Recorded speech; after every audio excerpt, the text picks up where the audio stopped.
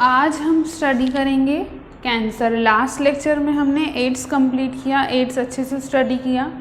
आज हम अच्छे से एक नॉन इन्फेक्टिशियस डिसीज़ को स्टडी करेंगे।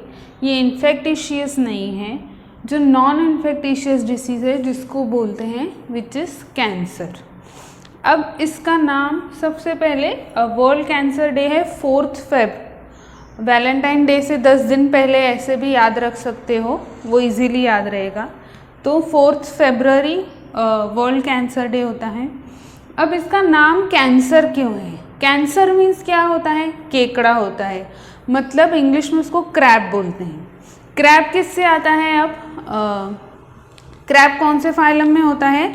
आर्थ्रोपोडा में होता है। आर्थ्रोपोडा में देन इंसेक्टा, आर्कनीडा एंड क्रिस्टिया होता है, क्रिस्टेशिया। तो ये क्रिस्टेशिया से आता है। उसमें जो क्लास है आर्थ्रोपोडा का क्लास क्रिस्टेशिया। क्रिस्टेशिया में फिर क्या होता है? ऐसे होते हैं एनिमल्स या ऐसे इंसेक्ट्स होते हैं जिनके 5 से 5 या 5 से ज़्यादा लिम्स होते हैं, पेयर ऑफ लिम्स होते हैं, 5 और मोर देन 5। उससे क्या होता है? वो फटाफट चल सकते हैं। वैसे ही कैंसर के सेल्स भी फटाफट ग्रो होते हैं, इसीलिए उसका नाम है कैंसर। अब कैंसर क्यों होता है? क्या रीज़न है?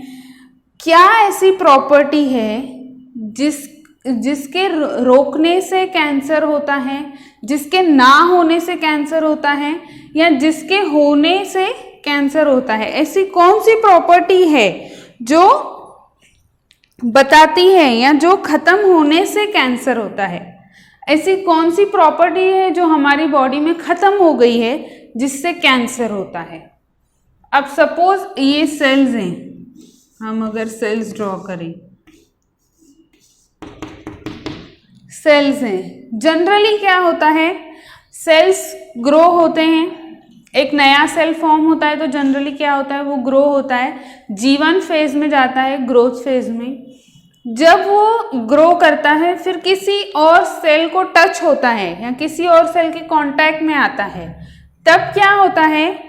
ये सेल जो है ग्रोथ बंद कर देता है, इसकी ग्रोथ स्टॉप हो जाती है और वो एस फेज में चला जाता है। जेनेटिक डिवीजन, जेनेटिक करके फिर डिवीजन में चला जाता है और अपने नए डॉटर सेल्स फॉर्म कर देता है। जनरली ये होता है सेल्स में, जब वो कांटेक्ट या टच में आएंगे दूसरे सेल के तो ग्रोथ स्टॉप हो जाएगी और वो अपने डिवीजन में चले जाएंगे, एस फेज में जाके फिर डिवीजन में चले जाएंगे। तो ये क्या हुआ? जनरली ऐसे हो रहा है कि वो एस फेज में चले जाएंगे और डिवीजन में चले जाएंगे, अपने डॉटर सेल्स को फॉर्म कर लेंगे। मतलब क्या होगा? सेल जो है, सेल कांटेक्ट में आया तो क्या हुआ? ग्रोथ का इनहिबिशन हो गया। सो क्या हुआ? इनहिबिशन हो गया। ग्रोथ का इनहिबिशन हो गया जब वो कांटेक्ट में आया। इसका मतलब क्या हुआ? यहाँ पे इसका मतलब हुआ कांटेक्ट इनहिबिशन प्रॉपर्टी इसमें है सेल्स के पास। कांटेक्ट, इसको बोलते हैं कांटेक्ट इनहिबिशन प्रॉपर्टी। यहां पे क्या है? कांटेक्ट इनहिबिशन प्रॉपर्टी है। ओके। अब यहां पे क्या होता है? जब कैंसर के सेल्स होते हैं, अगर ये कैंसर के सेल्स हैं तो क्या होगा? इनमें ये प्रॉपर्टी जो है ये नहीं होगी। मतलब ये टच में आने के बाद भी ग्रो स्टॉप नहीं करेंगे, ये एबनॉर्मली ग्रो होंगे, एबनॉर्मली डिवीजन होगा, एबनॉर्मली सेल्स फॉर्म होते जाएंगे बहुत सारे। सो इनमें क्या होता है? यहाँ पे क्या होगा?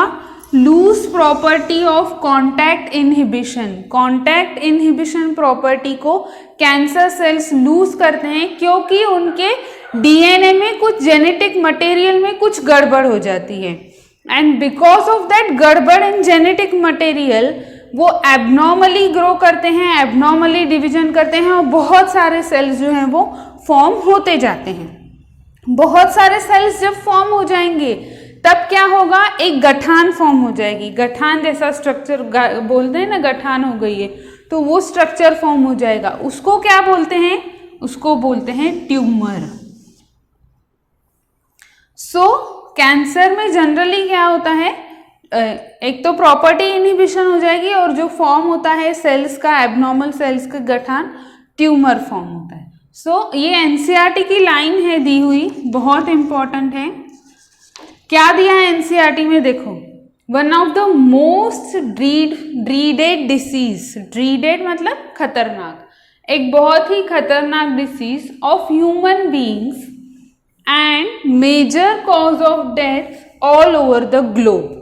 ऑल ओवर द ग्लोब, ऐसा नहीं है कि डेवलप कंट्रीज में है, नॉन डेवलप कंट्रीज में नहीं, ऐसा कुछ नहीं है। ऑल ओवर द ग्लोब ये मेजर कॉज ऑफ डेथ है, जो कि एक बहुत खतरनाक बीमारी है। Abnormal and uncontrolled growth and division of cells इसमें होता है, जो मैंने अभी समझाया तुमको, एबनॉर्मल अनकंट्रोलेबल ग्रोथ होती है। स्टडी ऑफ कैंसर को क्या बोलते हैं, कैंसर मीन्स ऑन्को बोलेंगे, तो स्टडी ऑफ कैंसर को क्या बोलेंगे, oncology. Okay, world cancer day 4 Feb क्या होगा, क्या लूज करेगा, प्रॉपर्टी ऑफ कॉन्टैक्ट इनहिबिशन, जिसमें normal cells show this property by which contact with other cells inhibits their uncontrolled death, hence produce mass of cell एक form होगा जिसको क्या बोलेंगे, which is called as tumour. अब इतना clear है। Now see, क्योंकि ये एबनॉर्मली ग्रो कर रहे हैं और बड़े बड़े होते जा रहे हैं, डिवीजन कर रहे हैं, तो उसके लिए बहुत सारा स्पेस भी चाहिए इनको, बहुत सारा न्यूट्रिशन भी चाहिए। ओके, तो जनरली जो सेल्स इनका साथ देंगे बॉडी के, वो भी कैंसरस सेल्स ही बन जाएंगे उनके साथ। जो नहीं देंगे इनका साथ, उन सेल्स को ये मार देते हैं फॉर न्यूट्रिशन एंड स्पेस। तो ऐसे ही हमारे बॉडी में फास्ट वर्क करता है। अब जैसे ही हम कैंसर का नाम सुनते हैं तो हमको ऐसे लगता है ना कि ये अब पूरी बॉडी में फटाफट फैलने वाली बीमारी है ना, बट ऐसा नहीं होता है। उसमें भी 2 टाइप्स है, benign and malignant. You note this down. तो अब हम उसकी बात करेंगे। ओके, नाउ ट्यूमर तो है, कैंसर है मतलब ट्यूमर है, ये फिक्स है। ट्यूमर में कैंसरियस सेल्स हैं, मतलब जो एबनॉर्मली ग्रो हुए हैं, जिन्होंने इनहिबिशन प्रॉपर्टी को लूज कर दिया है, वो सेल्स हैं, ये फिक्स है, मतलब ट्यूमर है। अब ये ट्यूमर जो होता है ये 2 टाइप्स का होता है, एक होता है बिनाइन और एक होता है मैलिग्नेंट। जैसे मैंने कहा कि सबको लगता है कैंसर है तो फटाफट बॉडी में फैलने वाले सेल्स सबके माइंड में ऐसे ही आता है, बट ऐसा नहीं होता है। ट्यूमर ऐसा भी होता है, ट्यूमर फॉर्म होने के बाद जो उसी जगह रहेगा। सपोज अब पैनक्रियाज में अगर ये ट्यूमर फॉर्म हुआ है तो वो वहीं रहेगा, बॉडी के अदर पार्ट्स को, अदर सेल्स को वो डैमेज नहीं करेगा। जहाँ हुआ है वहीं वो ट्यूमर दिखेगा, तो वो वहीं फिक्स है, वो फैला नहीं है बॉडी में। उसको बोलते हैं बिनाइन ट्यूमर, वो होता है बिनाइन ट्यूमर। और अगर सपोज पैनक्रियाज में ट्यूमर हुआ, फिर वो ब्लड और लिम्फ के थ्रू पूरी बॉडी में एक पार्ट से दूसरी जगह गया, वहाँ पे फैला, वहाँ फैलना स्टार्ट किया, तो उसको बोलेंगे मैलिग्नेंट ट्यूमर और नियोप्लास्टिक और कैंसरस ट्यूमर। जो मेन कैंसरस ट्यूमर होता है वो ये मैलिग्नेंट होता है। अगर आप डॉक्टर के पास भी जाएंगे तो अगर डॉक्टर ने देखा कि ट्यूमर है पर वो फैल रहा नहीं है, तो ऐसा नहीं बोलेगा कि कैंसर है, वो ऐसे ही बोलेगा कि ट्यूमर है। बट वो ट्यूमर के जो सेल्स होते हैं वो सेल्स कौन से होते हैं, कैंसरस सेल्स ही होते हैं, ये हमेशा याद रखना। सो अब benign means remain confined to their original location, do not spread, little damage करेंगे, ग्रोथ इनकी स्लो होती है। ग्रोथ स्लो, ये बहुत इंपॉर्टेंट पॉइंट है, याद रखना है। मैलिग्नेंट ट्यूमर क्या है, reach distance sites through blood and lymph, और इनकी ये जो फैलने की प्रॉपर्टी है फ्रॉम वन प्लेस, एक जगह से अनदर बॉडी में, उसको बोलते हैं मेटास्टैटिस। मेटास्टैटिस मीन्स उनकी जो डिस्टेंस साइट पर जाने की property. And wherever lodge, जहाँ भी वो पहुँचे, starts a new tumour there, वहाँ पे एक नया ट्यूमर वो फॉर्म करेंगे। मेटास्टेसिस क्या है? Most feared property of malignant tumour की, सबसे ज़्यादा, क्योंकि वो बहुत रैपिडली फैलते हैं, बहुत ज़्यादा डैमेज कॉज करते हैं बॉडी को, इसीलिए वो डेंजरस फियर्ड प्रॉपर्टी है। मास प्रोलिफरेटिंग सेल्स को ही नियोप्लास्टिक बोलते हैं या ट्यूमर सेल्स, इसीलिए इसको मैलिग्नेंट को नियोप्लास्टिक भी बोलते हैं। सेल्स ग्रो इसमें स्लो था, इसमें कैसा है? रैपिडली ग्रो करेंगे, invading and damaging normal tissues को ये कंप्लीटली डैमेज करते जाएंगे। कंप्लीट किसके लिए? For completion of complete for nutrition, complete करेंगे न्यूट्रिशन के लिए। मैंने बताया जो सेल्स उनके साथ जुड़ जाएंगे वो कैंसरस सेल्स बन जाएंगे, जो नहीं जुड़ेंगे उन्हें ये मार देंगे फॉर न्यूट्रिशन एंड स्पेस। और जब ये एबनॉर्मली ग्रो करते हैं तो ये आसपास के सेल्स को डैमेज पहुंचाते हैं, मीन्स इनको भी जगह चाहिए तो उनको सप्रेस करते जाते हैं, उनको दबाते जाते हैं, उनका न्यूट्रिशन लेते जाते हैं। ऐसे ये सेल्स काम करते हैं, इसीलिए compete करते हैं वो फॉर न्यूट्रिशन। ये डिफरेंस है between benign tumour and malignant tumour. It remains confined to affected organ, वहीं रहता है। Spreads to other organ of body, वो स्प्रेड होता है। रेट ऑफ ग्रोथ इसमें स्लो है, इसमें रैपिड है। ये नो लेटेंट स्टेज है, मतलब इसमें वेल डेवलप्ड, या लिखा ना हमने लिटिल डैमेज, बहुत ज़्यादा डैमेज करने वाले नहीं, इसमें वो होगा there is latent stage. No metastasis इसमें, क्योंकि मेटास्टेसिस मतलब ही फैलने वाली प्रॉपर्टी है थ्रू ब्लड, हमने देखा यहाँ पे थ्रू ब्लड एंड लिम्फ, तो यहाँ पे नहीं फैलता, यहाँ पे फैलता है। So here is metastasis property. It is non cancerous, इसके सेल्स को बोला है कैंसरस। ये ट्यूमर है जो फैलेगा नहीं ऐसे। ओके, सो अब हम देखेंगे क्या क्या टाइप्स हैं कैंसर के, मैलिग्नेंट ट्यूमर के। मोस्टली अब हम, ये ट्यूमर था, अब हम मैलिग्नेंट कैंसर की बात करेंगे, क्योंकि मोस्टली कैंसर जो होता है वो मैलिग्नेंट होता है। मैंने बोला जब बिनाइन होगा तो डॉक्टर कैंसर नहीं बोलेगा, ट्यूमर ही बोलेगा। तो अब हम प्रॉपर कैंसर, मैलिग्नेंट कैंसर की बात करेंगे। You note this down, then will see. अब कैंसरस सेल है तो हमने देखा कि सेल्स हैं, अभी इसमें सेल्स की क्या हो रही है? एबनॉर्मल ग्रोथ हो रही है। एबनॉर्मल ग्रोथ भी हो रही है तो सेल्स इसमें कौन से आएंगे? दो टाइप्स के सेल आएंगे, एक आएंगे एपिथेलियल सेल्स और दूसरे आएंगे कनेक्टिव सेल्स। कनेक्टिव टिश्यू के जो सेल्स हैं वो सेल्स आएंगे, दो टाइप के आएंगे, एपिथेलियल एंड कनेक्टिव। तो जो एपिथेलियल सेल्स में सेल्स से होगा कैंसर, मैलिग्नेंट कैंसर उससे होगा अगर, तो उसको बोलेंगे, जो एपिथेलियल से होगा उसको बोलेंगे कार्सिनोमा।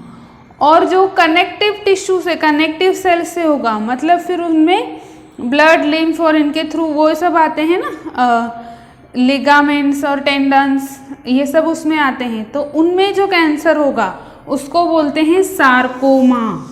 एपिथेलियल कार्सिनोमा, अब सी से कनेक्टिव है तो कनेक्टिव से कार्सिनोमा नहीं आएगा, ऐसे याद रखो, कनेक्टिव से दूसरा सार्कोमा आएगा और एपिथेलियल से कार्सिनोमा आएगा ऐसे। मैलिग्नेंट कैंसर, मैलिग्नेंट ग्रोथ होती है जो एपिथेलियम में होती है, एक्टोडर्मल एपिथेलियम, वो होता है कार्सिनोमा। अभी इसमें कौन कौन से कैंसर आते हैं? तो इसमें आते हैं breast cancer, lung cancer, uterus cancer, cervical cancer, skin cancer, stomach cancer, pancreatic cancer, melanoma, मतलब मेलानोसाइट्स में ऑफ स्किन में जो कैंसर होगा वो मेलानोमा होता है। एडिनो कार्सिनोमा, एडिनो कार्सिनोमा, ये होता है ग्लैंड्स का ट्यूमर। सो ये है मैलिग्नेंट कैंसर। कार्सिनोमा जो 85% ये होता है सब में। जनरली हम लंग्स का कैंसर, ब्रेस्ट कैंसर सुनते हैं ना, skin cancer, stomach cancer, pancreatic cancer सुनते हैं, तो जो जनरली है नॉर्मली जो 85% ज़्यादा होता है वो है कार्सिनोमा। सार्कोमा ये 1% होता है, 1% तक होता है। कहाँ कहाँ होता है? अब कनेक्टिव से ही देखो, bone, muscle, adipose, lymph node और एंजियोसार्कोमा। बोन इसमें क्या होगा, ग्रोथ ऑफ कनेक्टिव टिश्यू होगा मीजोडर्मल। एपिथेलियम एक्टोडर्मल है, कनेक्टिव टिश्यू मीजोडर्मल है, ये भी याद रखना है। तो बोन के कैंसर को बोलेंगे bone cancer, osteosarcoma, muscle cancer myosarcoma, adipose cancer adipoma और लिपोमा, लिम्फ नोड्स का कैंसर होगा तो लिम्फोसार्कोमा इसको बोलेंगे। एंजियोसार्कोमा मतलब inner lining of blood vessel, skin, liver, breast, इनकी कोई इनर लाइनिंग में कैंसर होगा तो उसको एंजियोसार्कोमा बोलते हैं। और ब्लड कैंसर को बोलते हैं leukaemia. Leukaemia means blood cancer जिसमें क्या होता है, WBC काउंट जो है वो इंक्रीज हो जाता है, ये होता है। तो ये सारे टाइप्स ऑफ कैंसर हैं, टाइप्स ऑफ कैंसर और मैलिग्नेंट कैंसर इसको बोलेंगे, इसको नोट डाउन कीजिए। तो अब हम देखेंगे कि कैंसर होता क्यों है, why does cancer happens. Okay, so अब कैंसर क्यों होता है, कैंसर का क्या कॉज होता है। साइंटिस्ट ये मानते हैं कि ये जीन नॉर्मल सेल्स में ऑलरेडी प्रेजेंट होता है जो कैंसर कॉज कर सकता है, बट वो डॉर्मेंट स्टेज में होता है, मतलब वो एक्टिव नहीं होता। तो कुछ ऐसे एजेंट्स होते हैं जो उसको एक्टिव करते हैं जब वो एक्टिव।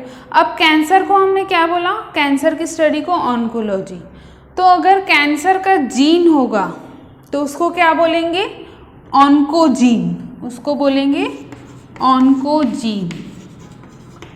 ये बॉडी में है बट ये कैंसर अभी कैंसर है नहीं, कैंसर कर रहा है या कर सकता है, कैंसर करने वाले हैं, सो इनको बोलेंगे प्रोटो ऑन्कोजीन।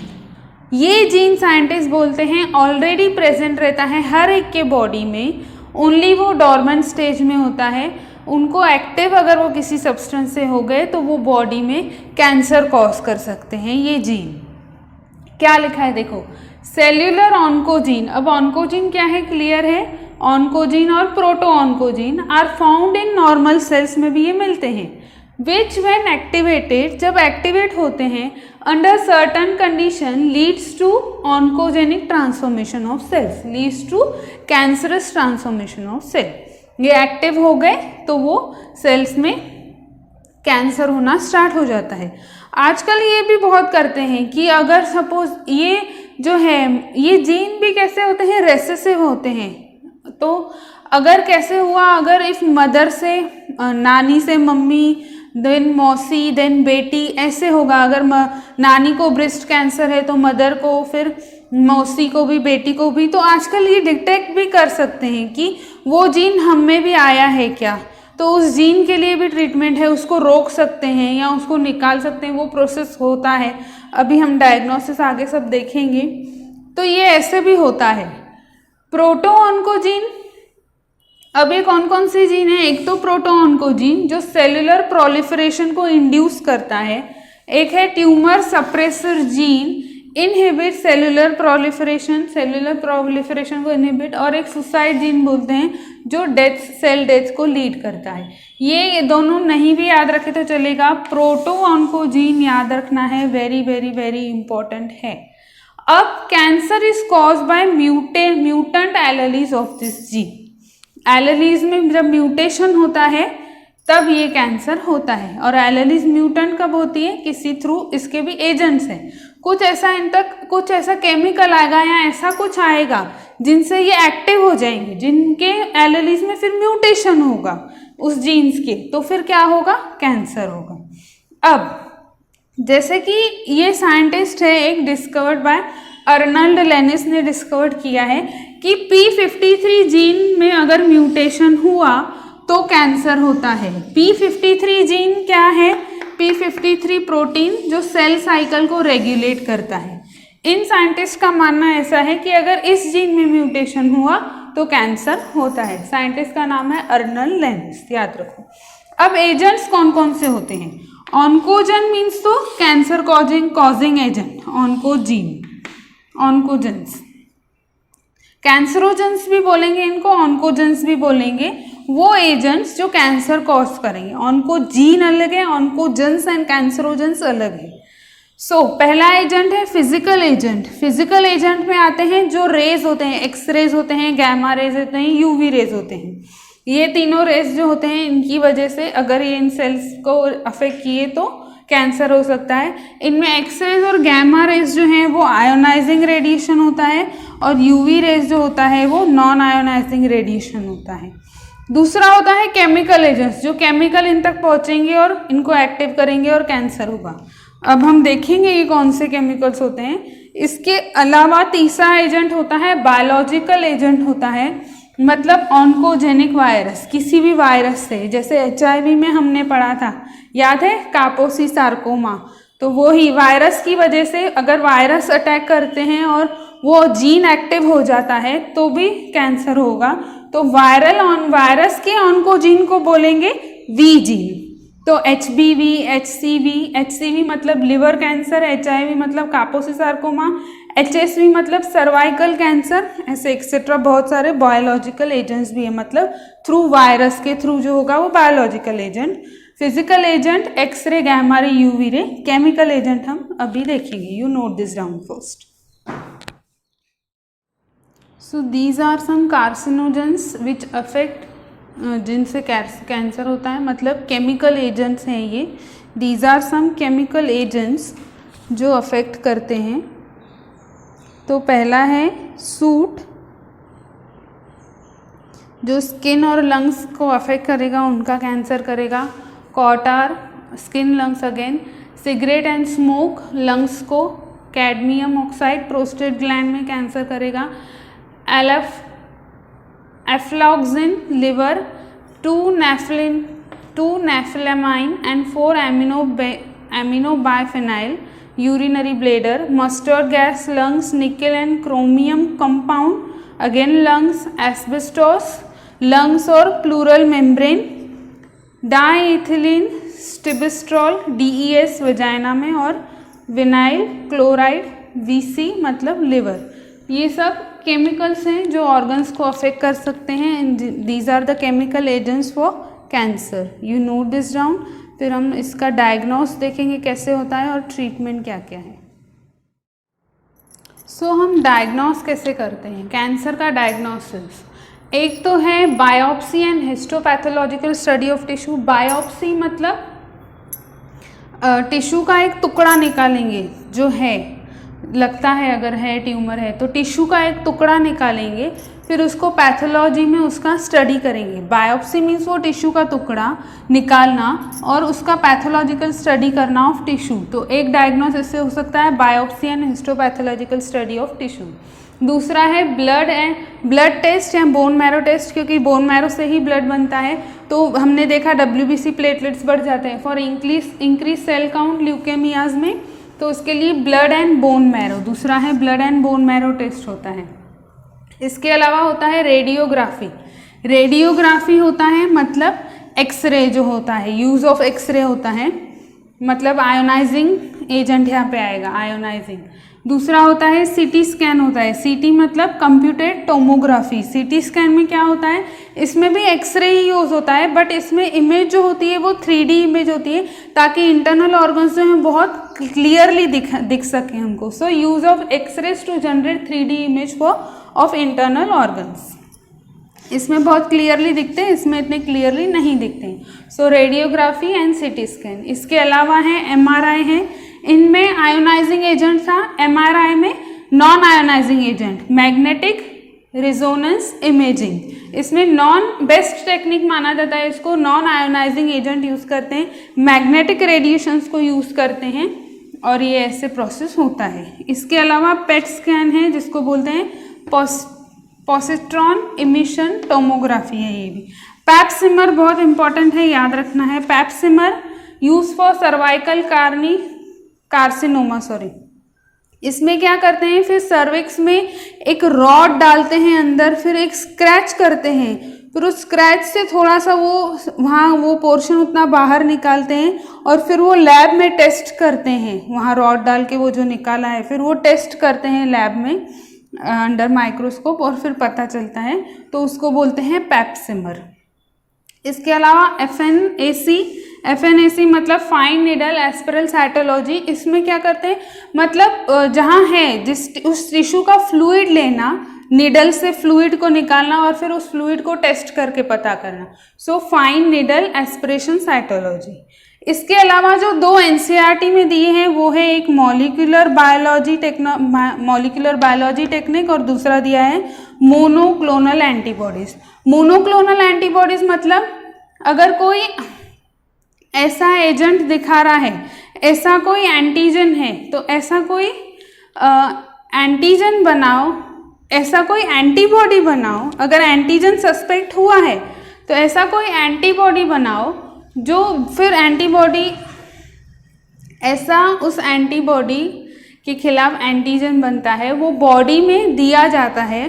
फिर अगर रिएक्शन हुआ उनका तो कैंसर है, अगर रिएक्शन नहीं हुआ तो कैंसर नहीं है, ऐसे पता चलता है।